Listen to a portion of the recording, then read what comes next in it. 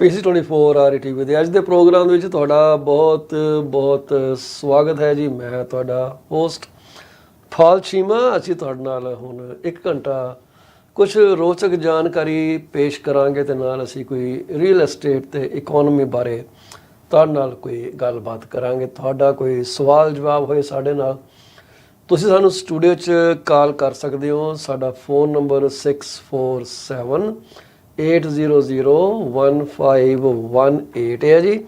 ਅਸੀਂ ਕੋਸ਼ਿਸ਼ ਕਰਾਂਗੇ ਨੰਬਰ ਤੁਹਾਡੇ ਨਾਲ ਅਸੀਂ ਸ਼ੇਅਰ ਕਰ ਦਈਏ।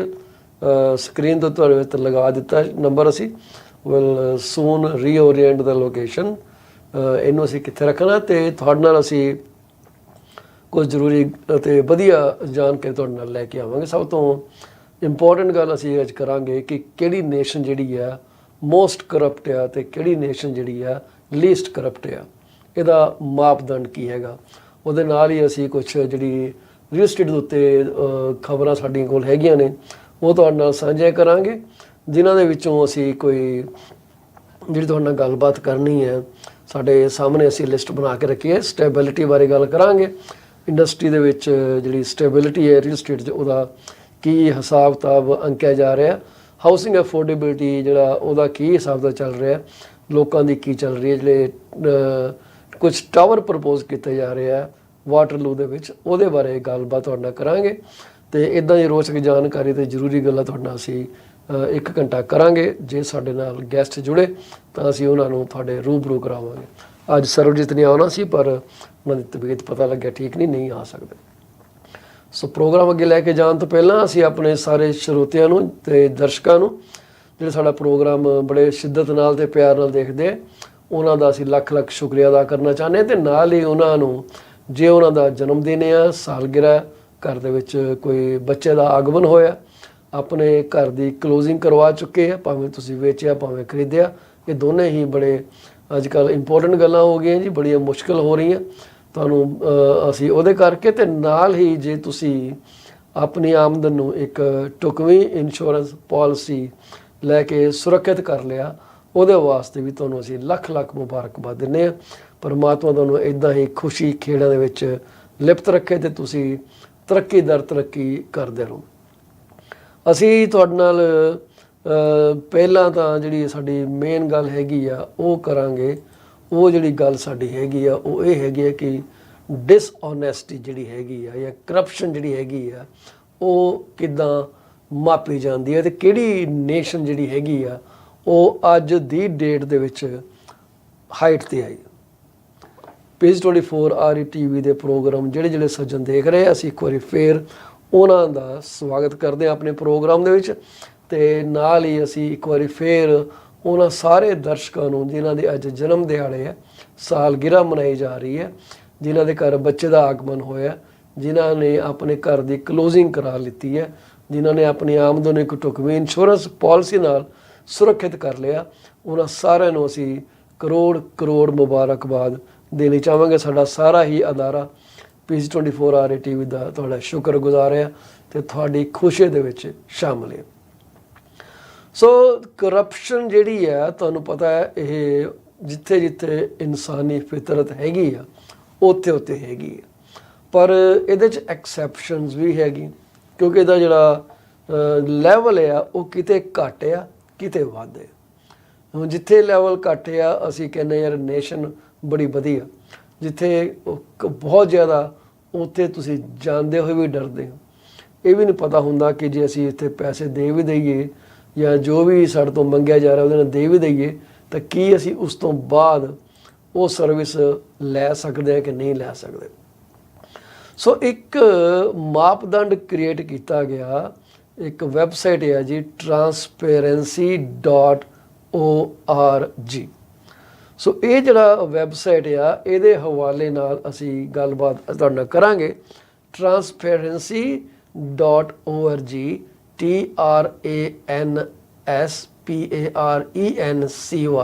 transparency.org।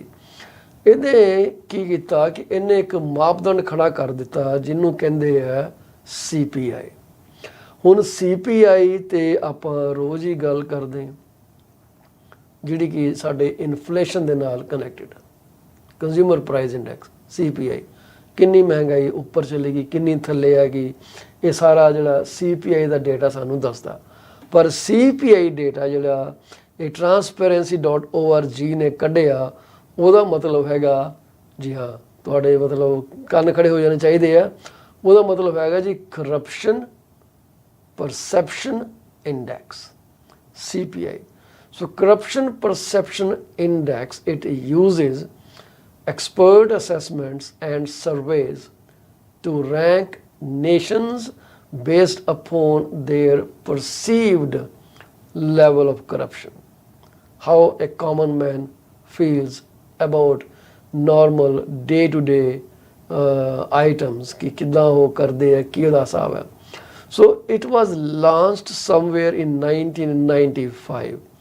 So CPI, or Corruption Perception Index, basically defines corruption as the misuse of public power for private benefit. ਅਸੀਂ ਵੀ ਇੰਡੀਆ ਜਦੋਂ ਕੰਮ ਕਰਦੇ ਸੀਗੇ ਤੇ ਅਸੀਂ ਵੀ ਸਰਕਾਰੀ ਗੱਡੀਆਂ ਆਪਣੇ ਕੰਮਾਂ ਲਈ ਯੂਜ਼ ਕਰਦੇ ਰਹੇ ਹਾਂ, ਬੜੇ ਅਫਸਰ ਜਿਹੜੇ ਆ ਯੂਜ਼ ਕਰਦੇ ਰਹੇ ਆ। ਉੱਥੇ ਇੱਕ ਨੋਰਮ ਆ, ਉੱਥੇ ਇੱਕ ਇਹ ਸਧਾਰਨ ਜੀ ਗੱਲ ਹੈ ਕਿ ਤੁਸੀਂ ਇੱਥੇ ਜਾ ਰਹੇ ਹੋ, ਹੰਸ ਭਾਜੀ welcome to the broadcast sir, ਮੈਨੂੰ ਆਏ ਤੁਸੀਂ ਚਾਹੇ ਤਾਂ ਚਲੇ ਵੀ, ਇਹ ਲੱਗਦਾ ਪਤਾ ਹੀ ਨਹੀਂ ਲੱਗਿਆ। ਸੋ ਕਰਪਸ਼ਨ ਪਰਸੈਪਸ਼ਨ ਇੰਡੈਕਸ ਜਿਹੜਾ it uses expert assessments and surveys to rank countries based upon their perceived level of corruption. So it was launched somewhere in 1995, and it defines corruption as the misuse of public power for private benefit. These days this has become a kind of norm for us. ਲੱਗਦਾ ਨਹੀਂ ਕੀ ਗੱਲ ਹੈ, ਔਖੀ ਸੌਖੀ ਠੀਕ ਹੈ ਯਾਰ, corruption ਹੀ ਹੈ, ਕੋਈ ਗੱਲ ਨਹੀਂ। And sometime we actually feel confident ਕਿ ਯਾਰ ਇਹਨੂੰ ਪੇ ਹਿਮ ਸਮਥਿੰਗ ਤੇ he will feel happy about that. ਸਾਨੂੰ ਤਸੱਲੀ ਹੁੰਦੀ ਕਿ we made some payment and our work will be done for sure, ਭਾਵੇਂ ਉਹ ਵਰਕ ਜਿਹੜਾ ਇਨ ਨਾਰਮਲ ਕੋਰਸ ਹੋ ਜਾਣਾ ਹੋਵੇ। ਸੋ 2022 ਕਰਪਸ਼ਨ ਪਰਸੈਪਸ਼ਨ ਇੰਡੈਕਸ ਜਿਹੜਾ it was released in January 2023। So it ranked 180 countries, 180 ਕੰਟਰੀਆਂ ਨੂੰ CPI ਨੇ ਜਿਹੜਾ 2022 ਦਾ ਹੈਗਾ ਫਰੋਮ 0 to 100 ਸਕੇਲ ਕੀਤਾ, ਕਿ 0 ਤੋਂ ਲੈ ਕੇ 100 ਤੱਕ ਕੰਟਰੀ ਜਿਹੜੀ ਆ ਉਹ ਕਿੱਥੇ ਕਿੱਥੇ ਆਉਂਦੀ ਆ, ਤੇ ਜਿੰਨਾ ਸਕੋਰ ਘੱਟ ਓਨੀ ਕੰਟਰੀ ਕਰਪਟ। ਠੀਕ ਹੈ ਨਾ ਜੀ। ਸੋ ਪੁੱਠਾ ਕੰਮ ਹੈ ਜੀ ਇੱਥੇ, ਜਿੰਨਾ ਸਕੋਰ ਘੱਟ ਓਨੀ ਕਰਪਟ ਕੰਟਰੀ ਮੰਨੀ ਜਾਂਦੀ ਹੈ। ਜਿਹਦਾ ਸਕੋਰ 5 ਆ ਉਹ ਜ਼ਿਆਦਾ ਕਰਪਟ ਹੈ, ਜਿਹਦਾ ਸਕੋਰ 7 ਆ ਉਹ ਘੱਟ ਕਰਪਟ ਹੈ, ਜਿਹਦਾ ਸਕੋਰ 50 ਉਹ ਹੋਰ ਘੱਟ ਕਰਪਟ ਆ, ਇੱਦਾਂ up to 100। So corruption perception index CPI inflation ਦੇ ਨਾਲ ਇਹਨੂੰ ਜੋੜਦੇ ਜੇ ਇਹ ਡਿਫਰੈਂਟ ਸਟੋਰੀ ਹੋ ਗਈ ਹੈ। ਸੋ ਕਰਪਸ਼ਨ ਪਰਸੈਪਸ਼ਨ ਇੰਡੈਕਸ ਦੇ ਵਿੱਚ ਕੀ ਹੋਇਆ, ਉਹਨਾਂ ਦੀ ਜਿਹੜਾ ਡੇਟਾ ਹੈਗਾ ਉਹ ਇਹ ਡਿਸਕਸ ਕਰਦਾ, ਕਹਿੰਦਾ ਜਦ the top 3 most corrupt countries in 2022 as per their corruption perception index were Somalia. So Somalia ਦਾ ਜਿਹੜਾ CPI corruption perception index ਹੈਗਾ ਉਹ ਆਇਆ ਜੀ 12. Then comes Syria and South Sudan. ਉਹ ਟਾਈਡ ਹੈਗੀ ਹੈ ਜੀ at 13. Syria and Sudan. So ਦੇਖੋ ਇਹ ਤਿੰਨੇ S ਨਾਲ ਚੱਲ ਰਹੀਆਂ। So Somalia, Syria, Sudan number 2 ਤੇ ਹੈਗੇ ਆ, and then Venezuela which is at number 14. So ਜਿਹਦਾ corruption perception index 14 ਹੈ। So ਉਸ ਤੋਂ ਬਾਅਦ a separate 2023 best countries ranking from the US News, BAV Group and Wharton School listed Russia, Iran and Colombia as the top 3 most corrupt nations. So a 2023 the by another organization ਜਿਹਦਾ ਨਾਮ ਹੈ from the US News, BAV Group and Wharton School, they listed Russia at number 1, Iran number 2 and Colombia as number 3 most corrupt nations. So Pakistan has a corruption index of 31 and India is at 40. So it means India is less corrupt than Pakistan. So I do have some information here. The most honest country is Denmark. So Denmark has a corruption perception index of 90. ठीक है जी. Then comes Finland is the second most honest country as per the surveys, and then comes New Zealand, third ਦੇ ਉੱਤੇ. Canada is at number 14 in the list, and then the 14th the list from top, the best nations. So it 14th number ਤੇ ਆਂਦੀ ਹੈ Canada, ਜਿਹੜੀ Canada nation ਹੈ. So Canada 14ਵੇਂ number ਤੇ ਹੈ. Then the UK comes at number 19. So we are still better than the UK, and then comes the USA, which trails at number 24. So a corruption perception index हैगा. Then I do have some more information about other countries in this group. So let me just get that list here for you, and this is interesting news, and I would like to share more about that. So जी हाँ. So the top 10 most corrupt countries in the world. So I do have an image that I would like to share with you. So I guess that will be more self-explanatory. So give me one little second because I wasn't prepared for it, but I'm going to share it with you right now. So if you look at this image, this will share with you the top 10 nations, right? The highest one for corruption. So Somalia is the most corrupt country. Syria comes next. South Sudan is again at number 13. So this goes next. So let me slide this particular image on one side and I go on the other side, and we'll talk more about this.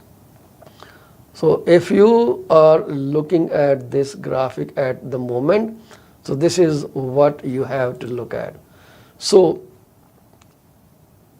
let's do it together. Somalia number, the CPI ਜਿਹੜਾ 2020 ਦਾ ਉਹ ਹੈਗਾ ਜੀ ਆਪਣਾ sorry ਸੋ ਉਹਦੇ ਹਿਸਾਬ ਨਾਲ 12ਵੇਂ number ਤੇ ਆ, ਪਰ ਟਰਸਟ ਕਰਨਾ ਇਹ ਹਾਲੇ ਵੀ ਜਿਹੜੀ ਹੈ ਆਪਣਾ ਲੋਐਸਟ ਨੰਬਰ ਤੇ ਹੈ. ਕੋਈ ਵੀ have corruption perception index for 22 as well.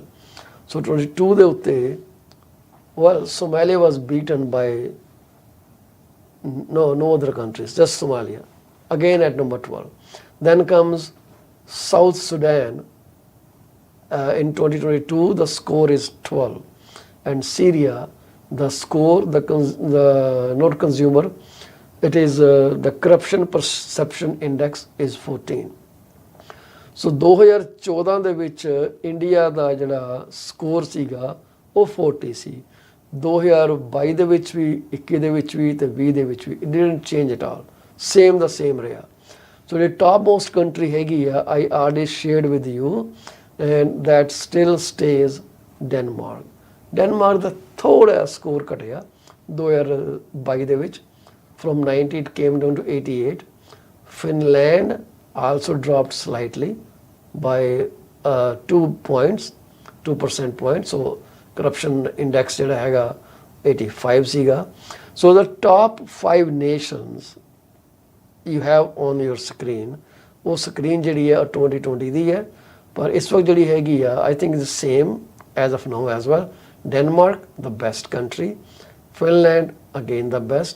New Zealand, still better. 4th is Norway, 5th is Sweden. So these 5 countries are on the top. So what do you think about this information? Did you ever know that there is something called corruption perception index? I didn't know that. It was just a research that I did. So there are a couple of ways and means to understand this corruption perception index.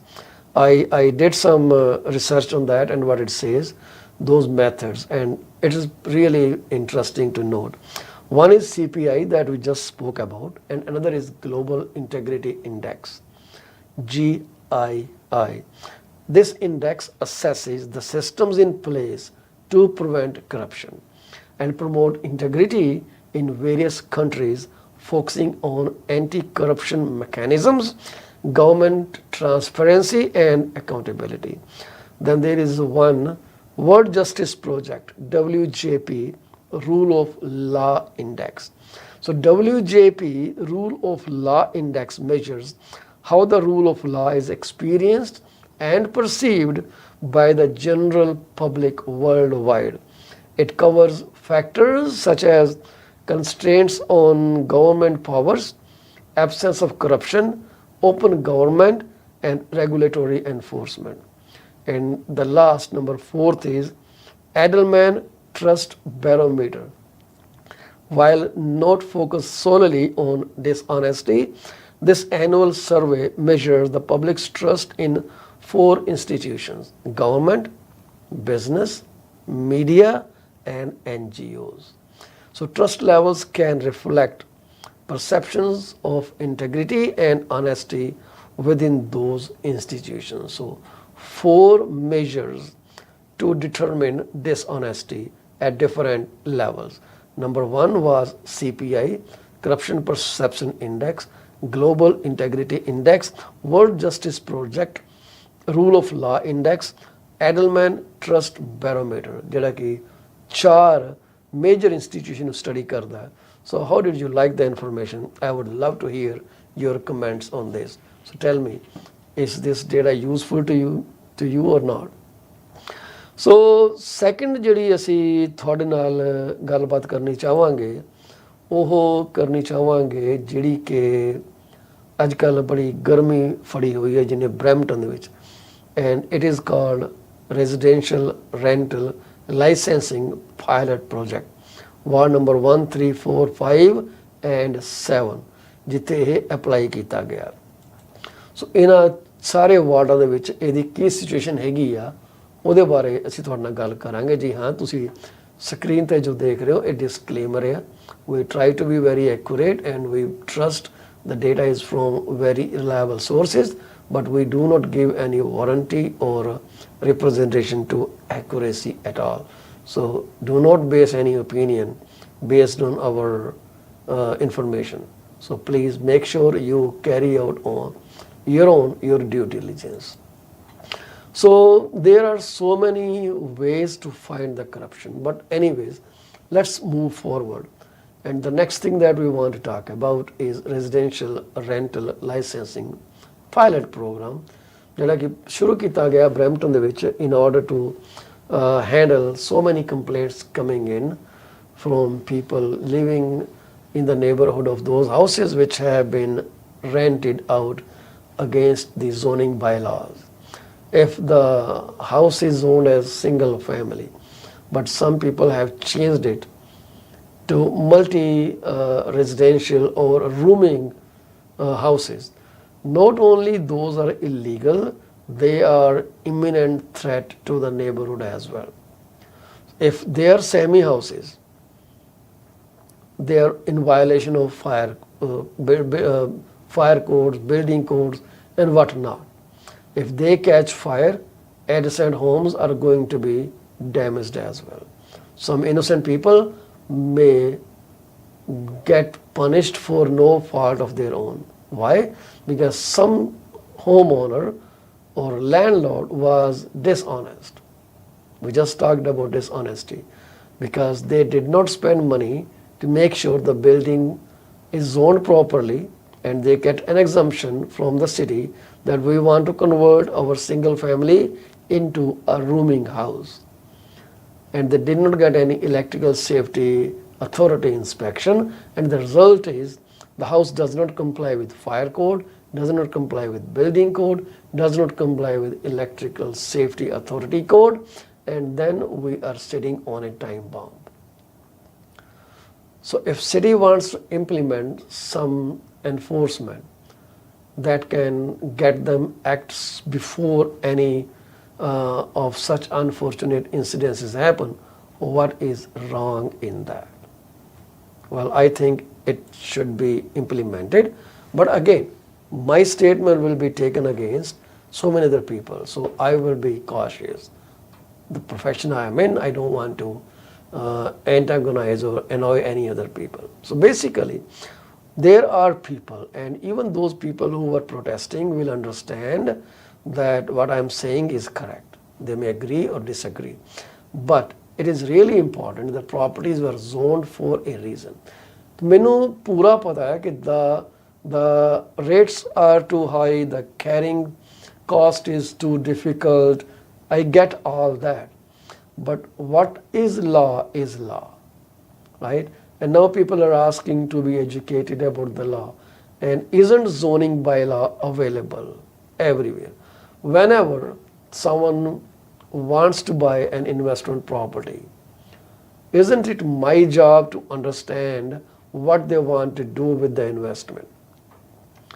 And if your client tells you that, hey, listen, we want to buy this house, we know there are institutions around, and we would educational institution around, and we would love to rent to students, make more money off our investment, and isn't it my job to advise them against it?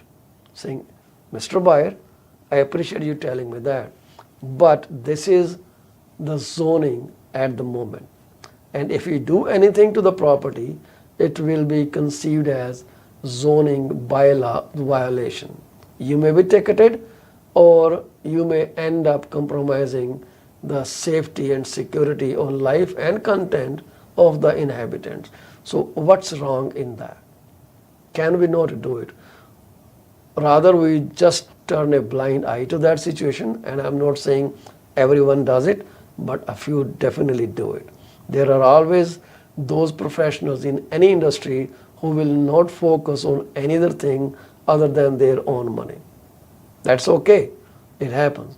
I am nobody to judge anyone, but this is what people tell us later, that our representative did not warn us about that. You work with the right person and they will definitely bring it up. They will send you the material, the way to get the zoning done. So now, these people who are crying foul of city, and I sympathize with them, I totally get it. They are in trouble. They should get some support. Don't take me wrong. So, by your comments, tell me how many of you think that residential rental licensing pilot program in Brampton is the correct one. You do not have to write too many comments. You will just say yay or nay to it, and I would be very happy that you responded. How many of you think the residential rental licensing program is the right program to control the population that can live in a house or in the city, because everything stresses our utilities? And how many think this is RRL is the wrong project? Without judgment, we are just talking and discussing and not fighting with each other. ਮੈਨੂੰ ਤੁਸੀਂ ਇਹ ਦੱਸੋ ਕਿ ਤੁਸੀਂ ਕੀ ਸੋਚਦੇ ਹੋ ਕਿ ਜਿਹੜਾ residential rental licensing pilot programme ਹੈਗਾ, ਇਹ ਠੀਕ ਹੈ ਕਿ ਗਲਤ ਹੈ? ਤੁਸੀਂ ਸਿਰਫ ਇਹਨਾਂ ਲਿਖਣਾ yes RRL is wrong, or no RRL is right, or yes RRL is right, or no RRL is wrong, and I would be grateful to you. So ਕਿਉਂਕਿ ਕਈ ਬੰਦੇ ਜਿਹੜੇ ਹੈ ਇਹਦੇ 'ਚ ਖੜੇ ਹੈ ਸਪੋਰਟ 'ਚ, ਕਈ ਇਹਦੇ ਅਗੇਂਸਟ ਖੜੇ ਹੈ. ਕਿਹੜੇ ਬੰਦੇ ਖੜੇ ਹੈ, ਕਿਹੜੇ ਅਗੇਂਸਟ ਹੈ? Who are those people who are protesting? ਜਦੋਂ ਇਹ ਪ੍ਰੋਜੈਕਟ ਲਾਂਚ ਹੋਇਆ ਸੀਗਾ, ਇਹਦੇ ਬਾਰੇ ਕੋਈ 3-4 ਮਹੀਨੇ ਪਹਿਲਾਂ ਅਨਾਉਂਸਮੈਂਟ ਹੋਈ ਸੀਗੀ, ਉਦੋਂ ਕਿਉਂ ਨਹੀਂ ਸਿਟੀ ਨੂੰ ਨੱਥ ਪਾਈ ਗਈ? ਤੇ ਸਿਟੀ ਨੇ ਹੁਣ ਖੈਰ ਟੈਂਪਰੇਰੀ ਪੌਜ਼ ਤੇ ਕਰ ਦਿੱਤਾ, ਪਰ ਉਹਨਾਂ ਨੇ ਇਹ ਕਿਹਾ ਕਿ ਜੇ ਅਸੀਂ ਜੂਨ ਤੱਕ ਫੀ ਬੰਦ ਕਰ ਦਿਆਂਗੇ, and they probably are re-evaluating certain things which were valid points raised by some landlords through the protest recently. That's okay, fantastic.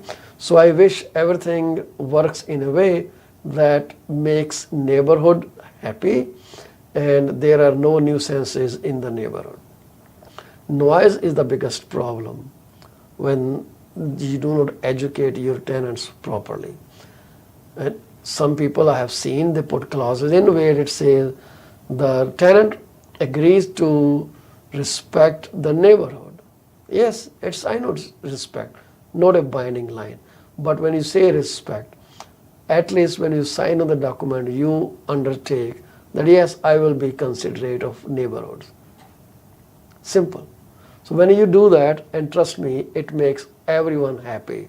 And people like the landlord who takes care of their neighbors. ਸੋ ਕਿੰਨੇ ਬੰਦੇ ਇਹ ਸੋਚਦੇ ਆ ਕਿ ਜਿਹੜਾ residential rental licensing pilot programme ਹੈ ਉਹ ਗਲਤ ਹੈ ਇੱਕ ਠੀਕ ਹੈ। I would love to hear what you have to say. Studio phone number ਜਿਹੜੇ ਹੈਗੇ ਆ ਸਾਡੇ 6478001518 or you can send me a message on my cell number 6473332273. I would be very happy to share that with you. So my phone number, if you want to call me, is 647-333-2273. Feel free to send me a shout. At this time, I cannot take a call, but after the studio hour, you can definitely call me. So if you want to call now, the studio phone numbers are 647-800-1518. And my name is Paul Chima. I'm just trying to understand what you think about this project. So this was a residential licensing pilot program initiated by a city. Which city do you live in, or do you have such program in your neighborhood? So I would be very curious to hear what you have to say, because sharing knowledge is what makes us be better. We are going to talk about stability in the housing market. So we'll take a little break, then we'll come back with the stability in real estate, and then we're also going to see what economists are saying about this. So stay tuned with PC24RETV. We'll be back after a quick short break.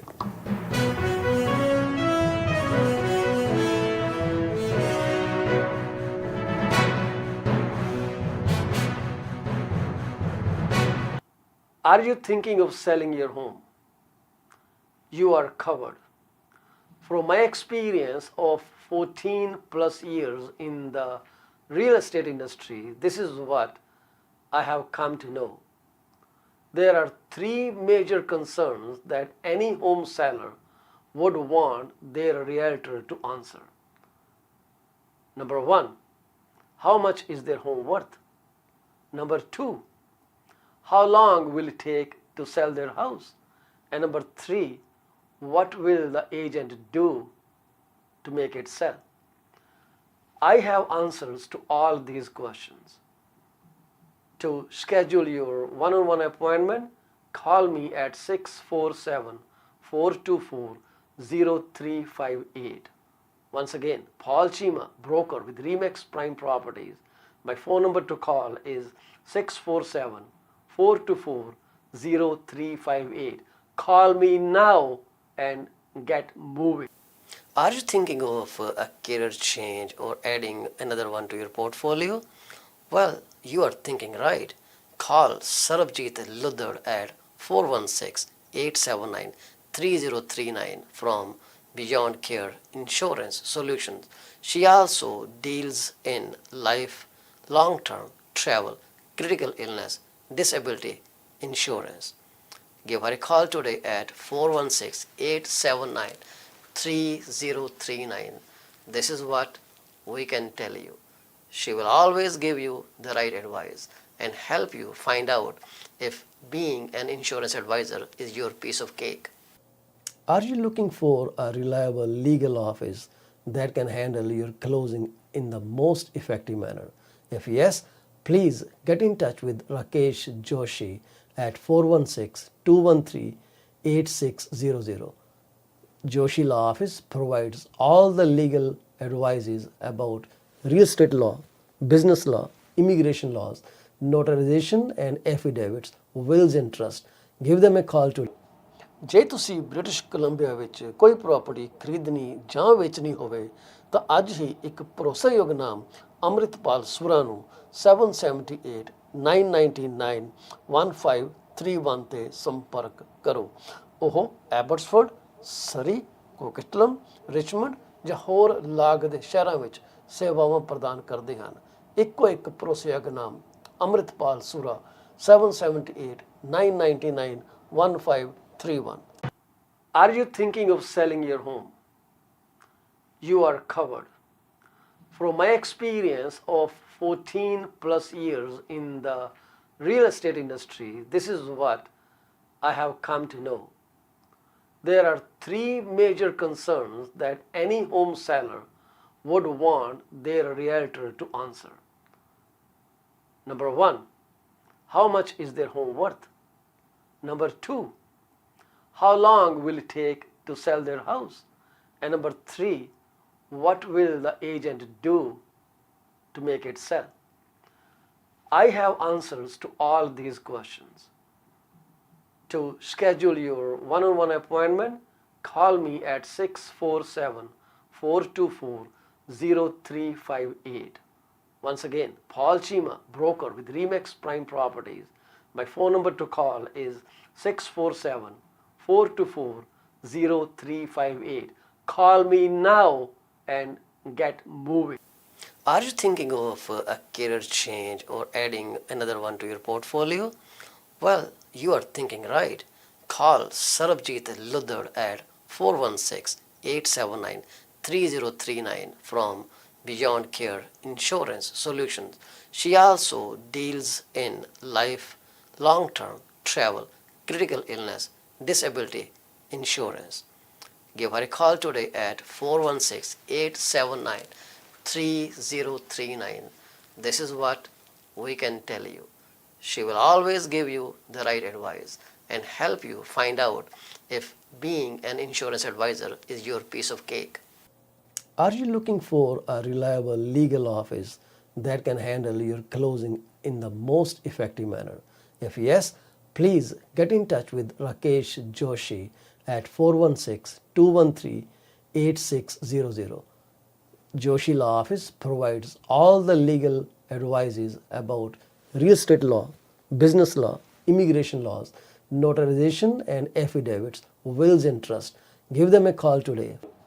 ਜੇ ਤੁਸੀਂ British Columbia ਵਿੱਚ ਕੋਈ property ਖਰੀਦਣੀ ਜਾਂ ਵੇਚਣੀ ਹੋਵੇ ਤਾਂ ਅੱਜ ਹੀ ਇੱਕ ਭਰੋਸੇਯੋਗ ਨਾਮ ਅੰਮ੍ਰਿਤਪਾਲ ਸੁਰਾ ਨੂੰ 7789991531 ਤੇ ਸੰਪਰਕ ਕਰੋ। ਉਹ ਐਬਟਸਫੋਰਡ, ਸਰੀ, ਕੋਕਿਟਲਮ, ਰਿਚਮੰਡ ਜਾਂ ਹੋਰ ਲਾਗ ਦੇ ਸ਼ਹਿਰਾਂ ਵਿੱਚ ਸੇਵਾਵਾਂ ਪ੍ਰਦਾਨ ਕਰਦੇ ਹਨ। ਇੱਕੋ ਇੱਕ ਭਰੋਸੇਯੋਗ ਨਾਮ ਅੰਮ੍ਰਿਤਪਾਲ ਸੁਰਾ 7789991531।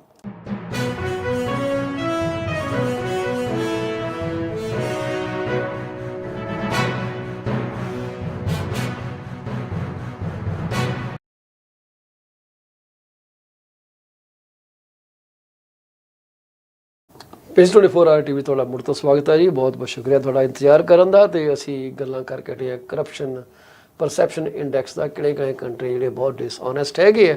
ਤੇ ਅਸੀਂ ਤੁਹਾਨੂੰ ਸਵਾਲ ਪੁੱਛਿਆ ਕਿ ਜਿਹੜਾ residential rental licensing pilot project ਹੈਗਾ ਬਰੈਂਪਟਨ ਦਾ, ਉਹਦੇ ਬਾਰੇ ਤੁਹਾਡਾ ਕੀ ਵਿਚਾਰ ਹੈ। ਸੋ ਸਾਨੂੰ ਤੁਹਾਡੇ ਵਿਚਾਰਾਂ ਦਾ ਇੰਤਜ਼ਾਰ ਹੋਊਗਾ। ਵਿਚਾਰ ਦੇਣ ਵਾਸਤੇ ਤੁਸੀਂ ਸਾਨੂੰ ਟਿਕਟੋਕ 'ਤੇ ਜਾਂ ਕਿਸੇ ਵੀ ਹੋਰ ਪਲੇਟਫਾਰਮ 'ਤੇ ਜਿੱਥੇ ਸਾਡਾ ਪ੍ਰੋਗਰਾਮ ਇਸ ਵਕਤ ਦੇਖ ਰਹੇ ਹੋ ਉੱਥੇ ਸਾਨੂੰ ਮੈਸੇਜ ਕਰ ਸਕਦੇ ਹੋ and we would love to respond to your messages. So ਸਾਨੂੰ ਤੁਸੀਂ ਜਦੋਂ ਤੁਹਾਡਾ ਟਾਈਮ ਲੱਗਿਆ ਸਾਨੂੰ ਜ਼ਰੂਰ ਤੁਸੀਂ ਚੈਟ ਮੈਸੇਜ ਆਪਣਾ ਜ਼ਰੂਰ ਭੇਜ ਦਿਓ।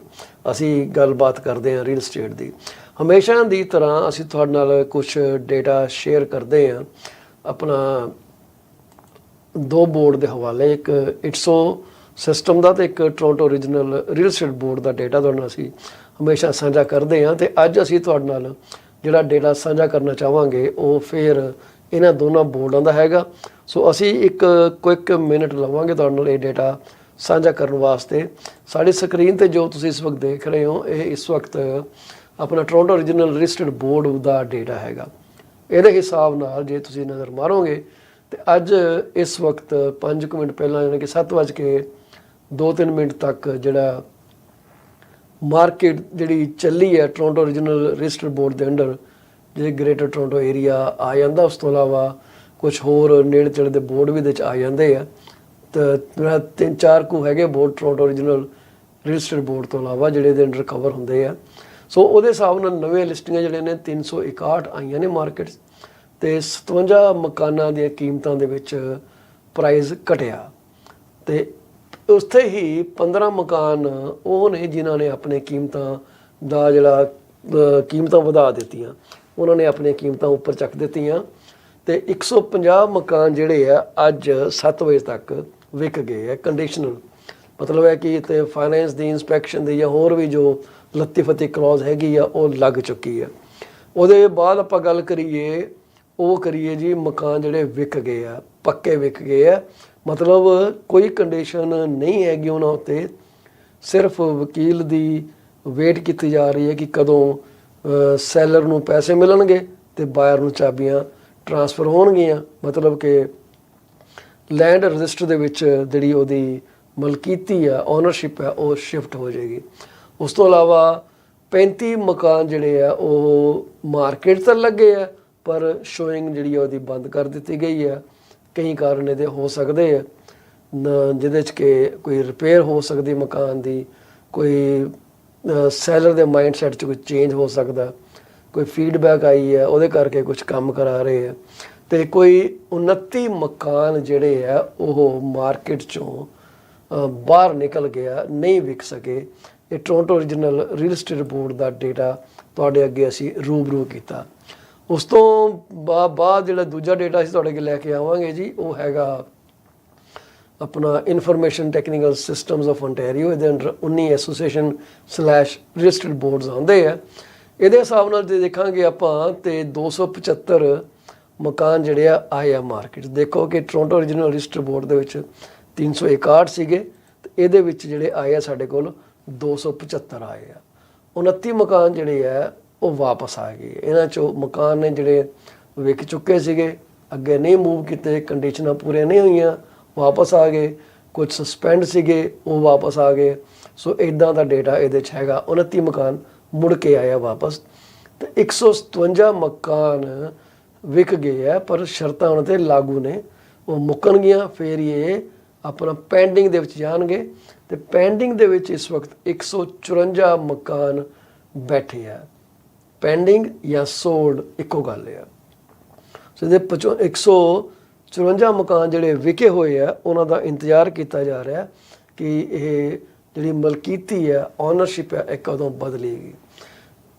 68 ਮਕਾਨਾਂ ਦੇ ਕੀਮਤਾਂ 'ਚ ਗਿਰਾਵਟ ਆਈ ਹੈ ਜਦਕਿ 6 ਮਕਾਨਾਂ ਨੇ ਆਪਣੇ ਕੀਮਤਾਂ ਨੂੰ ਉੱਪਰ ਚੱਕਿਆ ਤੇ 24 ਮਕਾਨ ਜਿਹੜੇ ਆ ਉਹ ਮਾਰਕੀਟ 'ਚੋਂ ਬਾਹਰ ਨਿਕਲ ਗਏ ਆਪਣੀ ਮਿਆਦ ਪੂਰੀ ਕਰਕੇ ਤੇ 9 ਮਕਾਨ ਜਿਹੜੇ ਆ ਉਹ ਇਸ ਵਕਤ ਦੇਖੇ ਨਹੀਂ ਜਾ ਸਕਦੇ ਕਿਉਂਕਿ ਉਹ ਸਸਪੈਂਡ ਕਰ ਦਿੱਤੇ ਗਏ ਆ। 96 ਮਕਾਨਾਂ ਦੀਆਂ ਲਿਸਟਿੰਗਾਂ ਜਾਂ ਪ੍ਰਾਪਰਟੀ ਦੀਆਂ ਲਿਸਟਿੰਗਾਂ ਉਹ ਨੇ ਜਿਹੜੀਆਂ ਕਿ ਸੈਲਰ ਦੇ ਵੱਲੋਂ ਤੇ ਬ੍ਰੋਕਰੇਜ ਦੇ ਵੱਲੋਂ ਕੈਂਸਲ ਕਰ ਦਿੱਤੀਆਂ ਗਈਆਂ ਵੀ ਤੇਰੀ ਮੇਰੀ ਜਿਹੜੀ ਆ ਯਾਰੀ ਟੁੱਟ ਗਈ ਹੈ, ਅਸੀਂ ਨਹੀਂ ਵੇਚਣਾ। ਇਹ ਡਾਟਾ ਤੁਹਾਨੂੰ ਕਿੱਦਾਂ ਲੱਗਿਆ ਸਾਨੂੰ ਜ਼ਰੂਰ ਦੱਸਿਓ। ਜੇ ਤੁਹਾਨੂੰ ਡਾਟਾ ਦੇ ਵਿੱਚ ਹੋਰ ਇਨਫੋਰਮੇਸ਼ਨ ਚਾਹੀਦੀ ਹੈ ਤਾਂ ਅਸੀਂ ਇੱਥੇ ਬੈਠੇ ਹਾਂ, ਤੁਹਾਨੂੰ ਜ਼ਰੂਰ ਅਸੀਂ ਡਾਟਾ ਜਿਹੜਾ ਮੁਹੱਈਆ ਕਰਾਉਣਾ ਚਾਹਾਂਗੇ।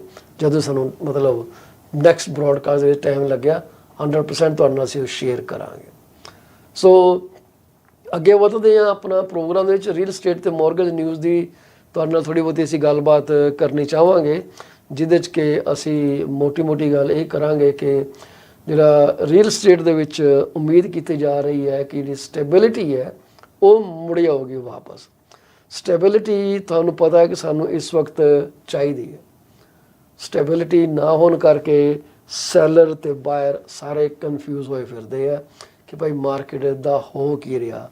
ਇਹ ਜਿਹੜਾ ਊਂਠ ਆ ਰੀਅਲ ਸਟੇਟ ਮਾਰਕੀਟ ਦਾ, ਇਹ ਕਿਹੜੀ ਕਰਵਟ ਡਿੱਗੂਗਾ, ਇੱਧਰ ਮਰੂਗਾ ਕਿ ਇੱਧਰ ਮਰੂਗਾ, ਇਹਦੇ 'ਤੇ ਜ਼ੋਰ ਲੱਗਾ ਹੈ ਲੋਕਾਂ ਦਾ। So stability is expected to return to the country's housing market this year as interest rates start falling, but from when we don't know yet. Initially ਸੋਚਿਆ ਜਾ ਰਿਹਾ ਸੀਗਾ ਕਿ ਜਿਹੜੇ ਰੇਟ ਹੈਗੇ ਆ ਮਾਰਚ ਤੋਂ ਦੀ ਜਿਹੜੀ ਮਾਰਚ ਦੇ ਅਨਾਉਂਸਮੈਂਟ ਹੈਗੀ ਆ ਉਦੋਂ ਘਟਣਗੇ, ਪਰ ਹੁਣ ਅੰਦਾਜ਼ ਇਹ ਲਗਾਏ ਜਾ ਰਹੇ ਕਿਉਂਕਿ ਜਿਹੜੀ ਇਨਫਲੇਸ਼ਨ ਦੀ ਫਿਗਰ ਜਿਹੜੀ ਆ ਉਹ ਦਸੰਬਰ ਦੀ ਹਾਈ ਆਈ ਸੀਗੀ ਤੇ ਇਸ ਕਰਕੇ ਕਿਹਾ ਜਾਂਦਾ ਕਿ ਜਿਹੜੇ ਰੇਟ ਹੈਗੇ ਆ ਹੁਣ ਇਹ ਜੂਨ ਨੂੰ ਪੁਸ਼ ਕਰ ਦਿੱਤੇ ਗਏ ਕਿ ਜਿਹੜਾ ਪਹਿਲਾ ਕੱਟ ਦੇਖਣ ਨੂੰ ਮਿਲੂਗਾ ਉਹ ਜੂਨ ਦਾ ਮਿਲੂਗਾ। ਪਰ ਸਾਨੂੰ ਇਸ ਬਾਰੇ ਇਹ ਵੀ ਪਤਾ ਹੈ ਕਿ ਅਨਐਮਪਲੋਇਮੈਂਟ ਰੇਟ ਵਧ ਰਿਹਾ ਤੇ ਜਿਹੜੀ ਲੋਕੀ ਜਿਹੜੇ ਹੈਗੇ ਰਿਸੈਸ਼ਨ ਨੂੰ ਮਹਿਸੂਸ ਕਰ ਰਹੇ। People are actually feeling the pressure of recession at this time. So stability is expected to return to the country's housing market this year as interest rates ease, but homeowners should not expect a return to the rollicking price gains of previous years. So ਜਿਹੜਾ insane price gain ਸੀਗਾ ਨਾ ਉਹਦੀ ਕਹਿੰਦਾ ਤੁਸੀਂ ਉਮੀਦ ਨਾ ਕਰਿਓ, ਉਹ ਨਹੀਂ ਹੋਣ ਵਾਲਾ। ਪਰ ਇੰਨਾ ਜ਼ਰੂਰ ਹੈ ਕਿ ਜਿਹੜੇ ਰੇਟ ਘਟਣ ਕਰਕੇ ਥੋੜ੍ਹਾ ਜਿਹਾ ਜਿਹੜਾ ਪ੍ਰੈਸ਼ਰ ਹੈ ਲੋਕਾਂ ਦੇ ਦਿਮਾਗ ਤੋਂ ਜ਼ਰੂਰ ਘਟੇਗਾ। ਪਰ ਹੋਮ ਓਨਰ ਨੂੰ ਇਹ ਨਾ ਸੋਚ ਲਏ ਕਿ ਭਾਈ ਜੇ 25 ਬੇਸਿਸ ਪੁਆਇੰਟ ਰੇਟ ਗਿਆ ਤਾਂ ਮੇਰੇ ਮਕਾਨ ਦੀ ਕੀਮਤ ਜਿਹੜੀ ਹੈ 2 ਲੱਖ ਉੱਪਰ ਚਲੇਗੀ। It's not going to happen. Higher than average gains are expected in some provinces and cities, and we are going to talk about Alberta, Quebec and most of the Atlantic provinces. So higher than average gains are expected in Alberta. ਇੱਥੇ ਮਕਾਨਾਂ ਦੀ ਕੀਮਤਾਂ ਵੈਸੇ ਹੀ ਬੜੀਆਂ ਸਸਤੀਆਂ ਨੇ। ਹੁਣ ਜਦੋਂ Toronto ਤੋਂ ਮਕਾਨ ਵੇਚ ਕੇ ਕੋਈ ਬੰਦਾ ਇੱਧਰ ਮੂਵ ਕਰਦਾ, ਕਿਉਂਕਿ ਮੂਵਮੈਂਟ ਬਹੁਤ ਜ਼ਿਆਦਾ ਹੋ ਰਹੀ ਹੈ, ਉਹਨਾਂ ਨੂੰ ਉਹਨਾਂ ਦੇ ਜਿਹੜੇ 3.5, 4.5, 5.5 ਲੱਖ ਪ੍ਰਾਈਜ਼ ਆ ਉਹ ਮਜ਼ਾਕ ਜਿਹੇ ਲੱਗਦੇ ਤੇ ਉਹਦਾ ਫਾਇਦਾ ਉਠਾ ਕੇ ਉਹਨਾਂ ਨੂੰ ਉਹੀ ਮਕਾਨ ਜਿਹੜੇ ਆ ਮਹਿੰਗੇ ਵੇਚੇ ਜਾ ਰਹੇ ਆ। which shouldn't happen, but this is what is going on. ਠੀਕ ਹੈ ਜੀ। ਅਸੀਂ ਇੱਥੇ ਮਕਾਨ ਜਿਹੜਾ ਦੇਖਦੇ ਹਾਂ ਕਿ $1 ਮਿਲੀਅਨ ਦਾ ਹੈ, ਅਲਬਰਟਾ ਦੇ ਵਿੱਚ ਉਹੀ ਤੁਹਾਨੂੰ ਮਕਾਨ ਜਿਹੜਾ ਸ਼ਾਇਦ 395 ਦਾ 390 ਦਾ ਮਿਲ ਜੇ। ਅਸੀਂ ਕਹਿੰਦੇ ਯਾਰ ਕਮਾਲ ਹੋ ਗਈ, ਇਹਦੇ ਦੇ ਇਹਨੂੰ $5 ਲੱਖ, ਸਾਨੂੰ ਫਾਇਦਾ ਇਹਦੇ 'ਚ ਬੈਨੀਫਿਟ ਆ। ਵੀ ਸਟਿਲ ਹੈਵ ਸਮ ਮਨੀ। ਪਰ ਜੇ ਥੋੜ੍ਹਾ ਵਾਈਜ਼ਲੀ ਕੰਮ ਕਰੋਗੇ ਤਾਂ ਮੇਰੇ ਖਿਆਲ ਤੁਹਾਨੂੰ ਪਤਾ ਲੱਗ ਜੂਗਾ ਕਿ ਮਕਾਨਾਂ ਦੀ ਕੀਮਤਾਂ ਕਿੱਦਾਂ ਚੇਂਜ ਹੋ ਰਹੀਆਂ। So higher than average price gains are expected in Alberta, Quebec and most of the Atlantic provinces. ਹਾਲਾਂਕਿ ਜਿਹੜਾ ਕ੍ਰਿਆ ਹੈਗਾ ਉਹ ਇਹ ਅਹਿਸਾਸ ਦੇ ਰਿਹਾ ਸਾਨੂੰ ਸਾਰਿਆਂ ਨੂੰ। ਕ੍ਰਿਆ data is suggesting that the prices ਹੈਗੇ in British Columbia and Ontario are going to flat out. They will stay normal. ਜਿੱਥੇ ਹੈਗੇ ਉੱਥੇ ਖੜੇ ਰਹਿਣਗੇ, ਕੋਈ ਫਰਕ ਨਹੀਂ ਪੈਣ ਵਾਲਾ। So for again pocket to pocket, street to street, area to area, things are very different. ਸੁਣੇ ਜੈਨਰਿਕ ਸਟੇਟਮੈਂਟ ਹੈ, ਕੈਨੇਡੀਅਨ ਰੀਅਲ ਸਟੇਟ ਐਸੋਸੀਏਸ਼ਨ ਬਹੁਤ ਵੱਡਾ ਜਿਹੜਾ ਏਰੀਆ ਉਹਨੂੰ ਕਵਰ ਕਰਦਾ ਐਂਡ ਅਕੋਰਡਿੰਗ ਟੂ ਦੈਟ ਇਹਦੇ ਕਿੱਥੇ ਕਿੱਥੇ ਪ੍ਰਾਈਸ ਚੇਂਜ ਹੋ ਰਹੇ ਹੈ। So it may not be relevant to people who are living in Ontario. Ontario ਦੇ ਵਿੱਚ ਵੀ ਤੁਹਾਨੂੰ ਪਤਾ ਕਿ ਸਿਟੀਜ਼ ਬਹੁਤ ਦੂਰ ਦੂਰ ਤੱਕ ਬੈਠੀਆਂ ਨੇ। ਸੋ ਕਾਊਂਟੀਜ਼ ਹੈਗੀਆਂ, ਸਿਟੀਜ਼ ਹੈਗੀਆਂ, different things, different areas. that's going to happen. So I don't think greater Toronto area ਜਿਹੜਾ ਉਹਦੇ 'ਚ ਰੇਟ ਫਲੈਟ ਰਹਿਣਗੇ। I am pretty confident ਕਿ things may change a bit. How much it remains to be seen. ਕਿਉਂਕਿ ਜਿਹੜਾ ਮੁੱਖ ਮੁੱਦਾ ਹੈਗਾ ਉਹ ਹੈਗਾ qualification the. Today if you can afford a house, this is the best time to purchase. Rates are normal, very very very low to down to earth. So I think this market may not be repeated again. So, and I know some people are getting hurt and that is unfortunate. I can only sympathize with them. But the problem is we bought way expensive. We never try to stop it. So higher than average gains are expected in some provinces such as Alberta, Quebec and some provinces of Atlantic Ontario. Atlantic provinces, sorry, not Atlantic provinces. Kriya predicts that British Columbia and Ontario will stay flat. Despite the pullback in home prices, high interest rates have essentially cancelled out any benefit in affordability for buyers. This is as per many observers. ਕਿ ਬੇਸ਼ੱਕ ਕੀਮਤਾਂ ਘਟੀਆਂ ਨੇ ਪਰ interest rate ਦੇ ਕਰਕੇ affordability ਜਿਹੜੀ ਆ ਉਹ ਰਹੀ ਨਹੀਂ ਗਈ। ਤੇ ਅਫੋਰਡੇਬਿਲਿਟੀ ਨਾ ਰਹਿਣ ਦਾ ਪੰਗਾ ਇਹ ਹੈ ਕਿ ਮਕਾਨ ਬੇਸ਼ੱਕ ਘਟੇ ਆ ਪਰ ਬਾਈ ਕਰਨ ਦੀ ਕਪੈਸਿਟੀ ਜਿਹੜੀ ਹੈ ਲੋਕਾਂ ਦੀ ਘਟ ਗਈ ਹੈ। RBC ਇਕੋਨੋਮਿਸਟ ਇਹ ਨੋਟ ਕਰਦੇ ਆ ਕਿ ਜਿਹੜੀ ਕੋਈ ਪ੍ਰਾਈਸ ਰਿਕਵਰੀ ਹੋਊਗੀ, ਜੇ ਹੋਈ ਤਾਂ ਉਹਨੇ ਅਫੋਰਡੇਬਿਲਿਟੀ ਇਸ਼ੂ ਕਰਕੇ ਲਟਕ ਜਾਣਾ। ਜਦ ਮਕਾਨ ਬਾਏ ਕਰਨ ਵਾਲੇ ਨਹੀਂ ਰਹਿਣਗੇ ਤੇ ਮਕਾਨਾਂ ਦੀ ਕੀਮਤਾਂ ਕਿੱਦਾਂ ਉੱਪਰ ਚਲੇ ਜਾਣਗੀਆਂ। Affordability is the main problem at this time. ਜਦ ਤੱਕ ਅਫੋਰਡੇਬਿਲਟੀ ਕੰਟਰੋਲ ਨਹੀਂ ਹੁੰਦੀ, it's not going to happen. So this is as per RBC economist observation. National bank ਦੀ ਜਿਹੜੀ ਹਾਊਸਿੰਗ ਅਫੋਰਡੇਬਿਲਟੀ ਮੋਨੀਟਰ ਹੈ ਇੱਕ ਜੀ, ਉਹਨੇ ਵੀ ਕਿਹਾ ਕਿ ਸਿਗਨੀਫਿਕੈਂਟ ਡਿਟੀਰੀਓਰੇਸ਼ਨ ਹੋਈ ਹੈ ਅਫੋਰਡੇਬਿਲਟੀ ਦੇ ਵਿੱਚ। ਇੱਕ ਕਲਾਸ ਵਾਲਾ ਮੋਨੀਟਰ ਨਹੀਂ ਜਿਹੜਾ ਸਾਡੇ ਸਕੂਲਾਂ 'ਚ ਹੁੰਦਾ ਸੀਗਾ, ਇਹ ਮੋਨੀਟਰ ਹੈ a group of people who monitor where the prices are going, where affordability is leading to. ਸੋ ਉਹ ਕਹਿੰਦੇ ਆ ਨੈਸ਼ਨਲ ਬੈਂਕ ਦੇ ਜਿਹੜੇ ਹਾਊਸਿੰਗ ਅਫੋਰਡੇਬਿਲਟੀ ਮੋਨੀਟਰ ਹੈਗਾ, ਉਹਦੇ ਹਿਸਾਬ ਨਾਲ ਅਫੋਰਡੇਬਿਲਟੀ ਜਿਹੜੀ ਆ ਬਹੁਤ ਹੀ ਜ਼ਿਆਦਾ ਡਿਟੀਰੀਓਰੇਟ ਹੋ ਗਈ ਹੈ ਤੀਜੇ ਕੁਆਟਰ ਤੱਕ ਦੀ ਰੀਡਿੰਗ ਹੈ, ਜਿਹੜੀ ਕਿ ਕੋਇਨਸਾਈਡ ਕਰਦੀ ਹੈ with a peak in bond yield. ਤੇ ਬੌਂਡ ਯੀਲਡ ਜਦੋਂ ਪੀਕ ਹੁੰਦੀ ਆ, ਠੀਕ ਹੈ, ਤਾਂ ਫਿਕਸਡ ਇੰਟਰਸਟ ਰੇਟ ਵੀ ਜਿਹੜੇ ਆ ਉਹ ਅਕੋਰਡਿੰਗਲੀ ਉਹ ਵੀ ਪੀਕ ਹੋ ਜਾਂਦੇ ਆ, ਕਿਉਂਕਿ ਉਹ ਵੀ ਵਧੇ ਸੀਗੇ, ਹੁਣ ਉਹ ਵੀ ਥੱਲੇ ਆ ਗਏ ਆ। ਸੋ ਇਹ ਕੋਇਨਸਾਈਡ ਕੀਤੀ ਹੈ ਬੌਂਡ ਯੀਲਡ ਦੇ ਵਿੱਚ, ਫਿਕਸਡ ਰੇਟ ਦੇ ਵਿੱਚ। ਕਿਹਦੇ ਨਾਲ ਕੋਈ ਫਰਕ ਪਊਗਾ? ਰੇਟ ਘਟੇ ਆ ਫਿਕਸਡ ਰੇਟ ਦੇ। ਅਫੋਰਡੇਬਿਲਟੀ ਇੰਡੈਕਸ ਜਿਹੜਾ ਉਹ ਘਟਿਆ। ਇਹ ਗੱਲ ਨੂੰ ਤੁਸੀਂ ਯਾਦ ਰੱਖਿਓ, ਤੁਸੀਂ ਮਕਾਨ ਵੇਚ ਰਹੇ ਹੋ ਜਾਂ ਖਰੀਦ ਰਹੇ ਹੋ। This is an important factor. ਕਹਿੰਦੇ ਆ ਕਿ while still rising income was a partial offset in the third quarter, it did little to assuage the situation। ਕਿ ਜਿਹੜੇ ਇਨਕਮ ਵਧੀ ਹੈ ਲੋਕਾਂ ਦੀ, ਪਰ ਇਹਨੇ ਸਿਚੁਏਸ਼ਨ ਨੂੰ ਇੰਨਾ ਫਾਇਦਾ ਨਹੀਂ ਦਿੱਤਾ ਜਿੰਨਾ ਦੇਣਾ ਚਾਹੀਦਾ ਸੀਗਾ, ਹੋਇਆ ਨਹੀਂਗਾ। ਅੱਗੇ ਜਾ ਕੇ ਜਿਹੜਾ ਅਫੋਰਡੇਬਿਲਟੀ ਦੀ ਜਿਹੜੀ ਲੁੱਕ ਹੈਗੀ ਆ, ਉਹ ਕਹਿੰਦੇ ਆ ਬੜੀ ਸੈਡ ਹੋਣ ਵਾਲੀ ਹੈ। Unfortunately this is the truth. Some people will tell me that why you talk negative. I don't talk negative, I'm just projecting the data I see from the mortgage side and from the real estate side. So the situation can be very sad in the coming months because affordability is deteriorating very fast. ਜਿਹੜੀ ਅਗਲੇ last quarter ਜਿਹੜਾ ਸਾਲ ਦਾ ਗਿਆ, ਉਹਦੇ ਵਿੱਚ ਬੜੀ ਮਾੜੀ affordability ਹੋਈ ਆ, ਹੋਣ ਵਾਲੀ ਹੈ। ਜਦੋਂ ਰਿਪੋਰਟ ਆਈ ਸਾਨੂੰ ਪਤਾ ਲੱਗ ਜਾਊਗਾ। ਸੋ ਇਹ ਜਿਹੜਾ ਡੇਟਾ ਹੈਗਾ, ਇਹ ਸਾਡਾ ਅਸੀਂ ਡਿਫਰੈਂਟ ਸੋਰਸਿਸ ਤੋਂ ਕਲੈਕਟ ਕਰਦੇ ਹਾਂ, and we believe the sources are very legit but without any representation and warranty. This is what I keep saying all the time. Please go to your professional, sit down with them, spend time, or if you observe market, spend time as much as you can and then make your decision. The data I can tell you is from very legit sources, I can tell you that. But just to protect my license, I will keep adding the disclaimer.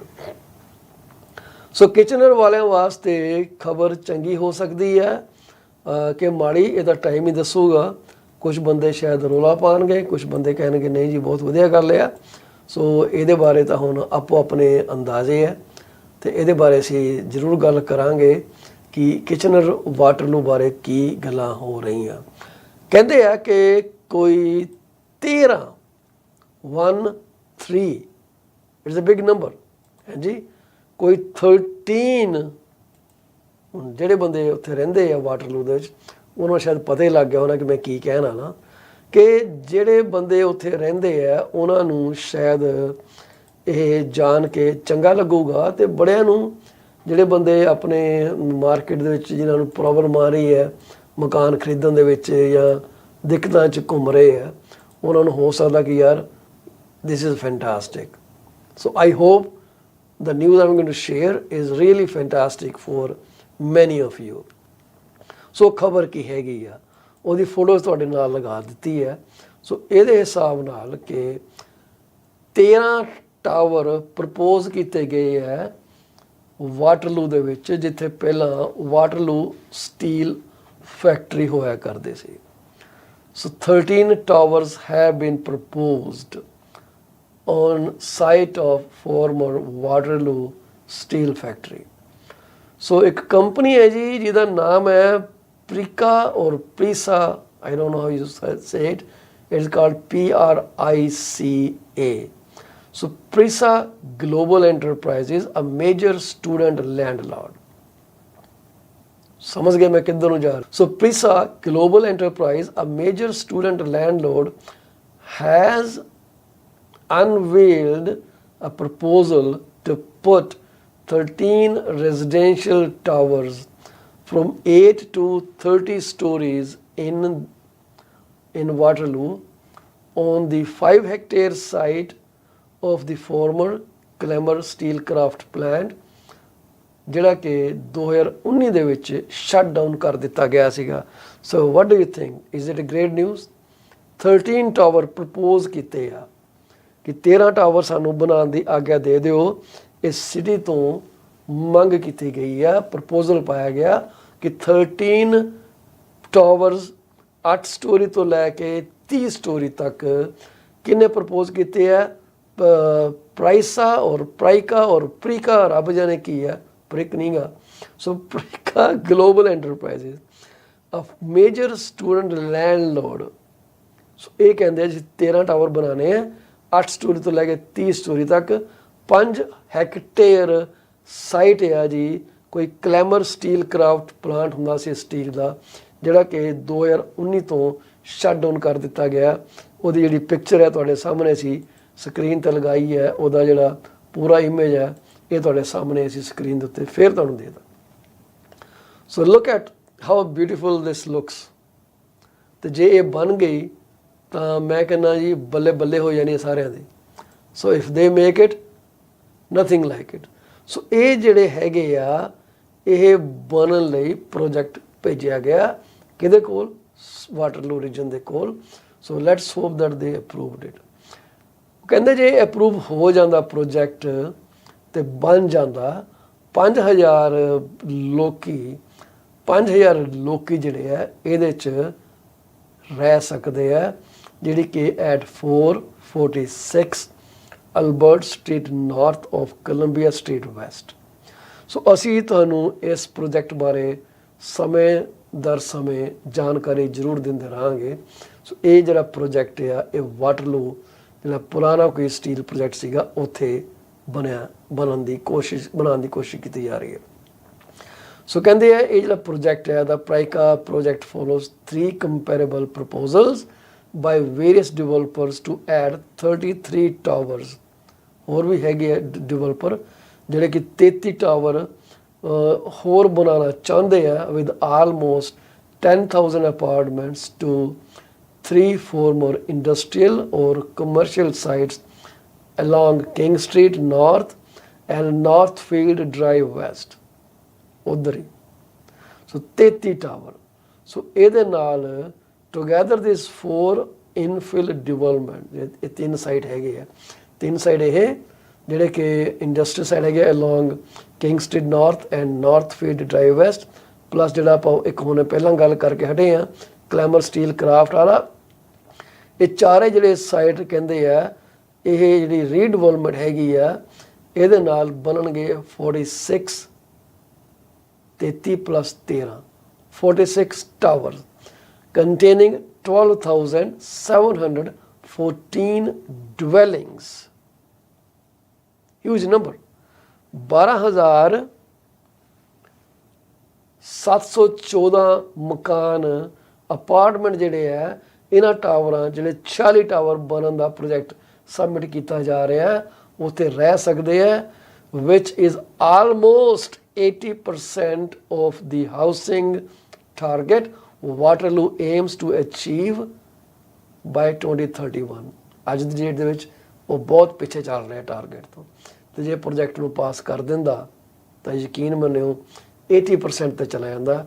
ਕੋਈ 18,000 ਲੋਕੀ ਜਿਹੜੇ ਆ ਇੱਥੇ ਰਹਿ ਸਕਦੇ ਆ। 18,000।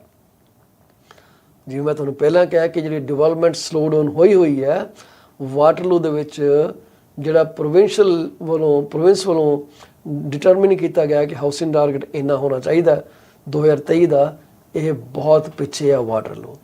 ਇਹਦੇ ਕਰਕੇ ਜਿਹੜੀ ਸਿਟੀ ਹੈ ਉਹਨੂੰ ਸ਼ਾਇਦ $4 ਮਿਲੀਅਨ ਜਿਹੜੀ ਏਡ ਮਿਲਣੀ ਸੀਗੀ ਪ੍ਰੋਵਿੰਸ਼ੀਅਲ ਫੰਡਿੰਗ ਦੀ, ਉਹ ਸ਼ਾਇਦ ਨਾ ਮਿਲੇ। ਇਟਸ ਔਨ ਦਾ ਪਾਥ, ਕਿਉਂਕਿ ਉਹ ਟਾਰਗੇਟ ਪੂਰਾ ਨਹੀਂ ਕਰ ਸਕੇ 2023 ਦੇ ਵਿੱਚ। ਸੋ ਹੋ ਸਕਦਾ ਕਿ ਇਹਨੂੰ 4 ਮਿਲੀਅਨ ਨੂੰ ਉਹ ਮਿਸ ਕਰ ਜਾਣ, ਪਰ ਜੇ ਇਹ ਪ੍ਰੋਜੈਕਟ ਕਰ ਲੈਣ ਤੇ ਹੋ ਸਕਦਾ ਕਿ ਭਾਈ ਵਾਰੇ ਨਿਆਰੇ ਹੋਏ ਹਨ, $4 ਮਿਲੀਅਨ ਮਿਲ ਜੇ। ਸੋ ਇਸ ਗੋਲ ਨੂੰ ਅਚੀਵ ਕਰਨ ਵਾਸਤੇ ਜਿਹੜਾ ਕਿ 16,000 ਮਕਾਨਾਂ ਨੂੰ ਬਾਈ 2031 ਐਡ ਕਰਨਾ।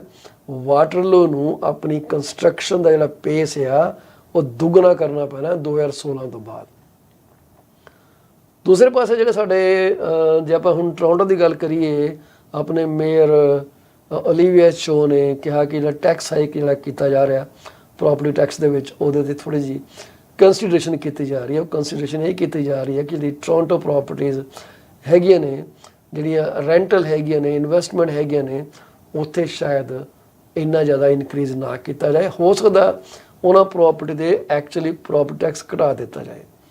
ਕੈਨੇਡੀਅਨ ਕਲੱਬ ਡਾਊਨਟਾਊਨ ਲੰਚ ਦੇ ਉੱਤੇ ਉਹ ਗੱਲ ਕਰਦੇ ਸੀਗੇ ਮੰਡੇ ਨੂੰ, ਅਤੇ ਉਹਨਾਂ ਨੇ ਕਿਹਾ ਕਿ ਜੀ ਉਹ ਪਲਾਨ ਬਣਾ ਰਿਹਾ ਕਿ ਇੱਕ ਰਿਕਮੈਂਡੇਸ਼ਨ ਬਜਟ ਕਮੇਟੀ ਵੱਲੋਂ ਜਿਹੜੀ ਮਿਲੀ ਆ ਉਹਨੂੰ ਉਹ ਲਾਗੂ ਕਰਨ ਕਿ ਜਿਹੜਾ ਪ੍ਰਪੋਜ਼ ਪ੍ਰੋਪਰਟੀ ਟੈਕਸ ਇਨਕਰੀਜ਼ ਹੈਗਾ ਫॉर ਮਲਟੀ ਰੈਜ਼ੀਡੈਂਸ਼ੀਅਲ ਡਵੈਲਿੰਗ, ਉਹਨੂੰ ਥ੍ਰੈਸ਼ਹੋਲਡ ਤੋਂ ਥੱਲੇ ਲਿਜਾਇਆ ਜਾਏ ਤਾਂ ਕਿ ਲੋਕੀ ਜਿਹੜੇ ਲੈਂਡਲੋਡ ਹੈਗੇ ਆ above guideline rent increase ਨਾ ਕਰ ਸਕਣ।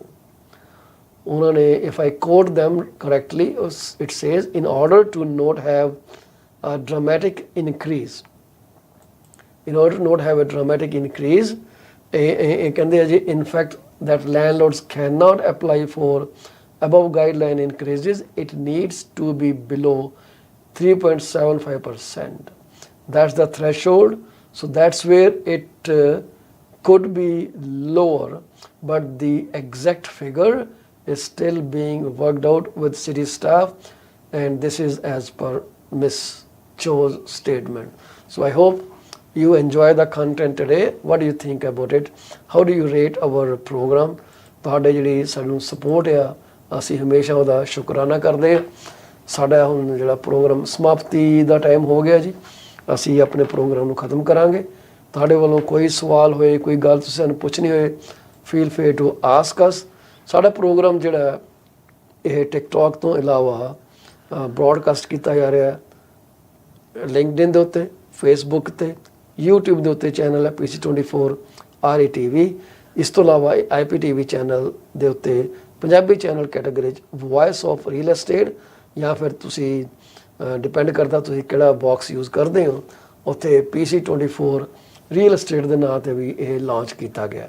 ਸੋ ਤੁਸੀਂ ਸਾਡੇ ਪ੍ਰੋਗਰਾਮ ਨੂੰ ਉੱਥੇ ਵੀ ਦੇਖ ਸਕਦੇ ਹੋ, ਕਿਉਂਕਿ ਅਸੀਂ ਐਪੀਸੋਡ ਨੂੰ ਰਿਪੀਟ ਕਰਾਂਗੇ ਤਾਂ ਕਿ ਜਿਨ੍ਹਾਂ ਨੇ ਨਹੀਂ ਦੇਖਿਆ ਜਾਂ ਜਿਹੜੇ ਡਿਫਰੈਂਟ ਟਾਈਮ ਜ਼ੋਨ 'ਚ ਹੈਗੇ ਆ ਉਹ ਇਸ ਪ੍ਰੋਗਰਾਮ ਦਾ ਆਨੰਦ ਮਾਣ ਸਕਣ। YouTube ਤਾਂ ਵਰਲਡ ਵਾਈਡ ਉਪਲਬਧ ਆ, ਤੁਸੀਂ ਕਿਤੇ ਵੀ ਦੇਖ ਸਕਦੇ ਹੋ। ਪ੍ਰੋਗਰਾਮ ਸਮਾਪਤ ਕਰਨ ਤੋਂ ਪਹਿਲਾਂ ਅਸੀਂ ਆਪਣੇ ਸਾਰੇ ਉਹਨਾਂ ਭੈਣਾਂ ਭਰਾਵਾਂ ਪਰਿਵਾਰਾਂ ਦੇ ਨਾਲ ਦੁੱਖ ਇਜ਼ਹਾਰ ਕਰਨਾ ਚਾਹਾਂਗੇ, ਆਪਣੀਆਂ ਦਿਲੋਂ ਕੰਡੋਲੈਂਸਿਸ ਭੇਜਣਾ ਚਾਹਾਂਗੇ ਜਿਨ੍ਹਾਂ ਨੇ ਆਪਣੇ ਪਰਿਵਾਰ ਦਾ ਕੋਈ ਜੀ ਜਿਹੜਾ ਉਸ ਅਕਾਲ ਪੁਰਖ ਵਾਹਿਗੁਰੂ ਦੇ ਹੁਕਮਾਂ ਅਨੁਸਾਰ ਗਵਾ ਲਿਆ ਜੀ। ਜਿੰਨੀ ਉਸ ਪੁਰਖ ਅਕਾਲ ਪੁਰਖ ਨੇ ਸਾਹਾਂ ਦੀ ਪੂੰਜੀ ਦਿੱਤੀ ਸੀ, ਉਹਨੂੰ ਭੋਗ ਕੇ ਉਹ ਵਾਪਸ ਆਪਣੇ ਘਰ ਜਾ ਪਹੁੰਚੇ ਆ। ਜੋ ਜੋ ਕੰਮ ਉਹਨਾਂ ਦੇ ਲੇਖੇ ਲੱਗੇ ਸੀਗੇ ਉਹ ਨਿਭਾ ਕੇ ਕਾਮਯਾਬੀ ਕਰਕੇ ਆਪਣੇ ਉਸ ਪਰਮਾਤਮਾ ਵੱਡੇ ਘਰ ਚਲੇ ਗਏ ਆ। ਸਾਨੂੰ ਪਤਾ ਬੜੀ ਦੁੱਖ ਦੀ ਘੜੀ ਹੈ ਤੁਹਾਡੇ ਸਾਰਿਆਂ ਵਾਸਤੇ, ਅਸੀਂ ਤੁਹਾਡੇ ਦੁੱਖ ਨੂੰ ਮਹਿਸੂਸ ਕਰ ਸਕਦੇ ਹਾਂ। ਸੋ PC24 ਦਾ ਸਾਰਾ ਅਦਾਰਾ, ਸਾਰੇ ਸਾਡੇ ਗੈਸਟ ਸਪਾਂਸਰ ਜਿਹੜੇ ਆ ਇਸ ਦੁੱਖ ਦੀ ਘੜੀ 'ਚ ਤੁਹਾਡੇ ਨਾਲ ਜੁੜੇ। ਅਸੀਂ ਉਸ ਅਕਾਲ ਪੁਰਖ ਅੱਗੇ ਅਰਦਾਸ ਕਰਦੇ ਹਾਂ ਕਿ ਇਹ ਸੱਚੇ ਪਾਤਸ਼ਾਹ, ਇਹ ਵਾਹਿਗੁਰੂ, ਜਿਹੜੀ ਵਿਛੜੀ ਰੂਹ ਹੈ ਉਹਨੂੰ ਸ਼ਾਂਤੀ ਬਖਸ਼, ਆਪਣੇ ਚਰਨੀ ਰੱਖੀ, ਅਤੇ ਜਿਹੜੇ ਬੰਦਿਆਂ ਨੂੰ ਇਹ ਦੁੱਖ ਦਿੱਤਾ ਉਹਨਾਂ ਦਾ ਦੁੱਖ ਦੂਰ ਕਰੀ, ਅਤੇ ਉਹਨਾਂ ਨੂੰ ਉਦਮ ਦੇਈ, ਹਿੰਮਤ ਬਖਸ਼ੀ ਕਿ ਉਹ ਆਪਣੇ ਇਸ ਦਰਦ 'ਚੋਂ ਉੱਭਰ ਸਕਣ, ਆਪਣੀ ਜ਼ਿੰਦਗੀ ਅੱਗੇ ਵਧਾ ਸਕਣ। ਅੱਗੇ ਲੈਣੀ ਚਾਹਾਂਗੇ ਜੀ। ਵਾਹਿਗੁਰੂ ਜੀ ਕਾ ਖਾਲਸਾ, ਵਾਹਿਗੁਰੂ ਜੀ ਕੀ ਫਤਿਹ।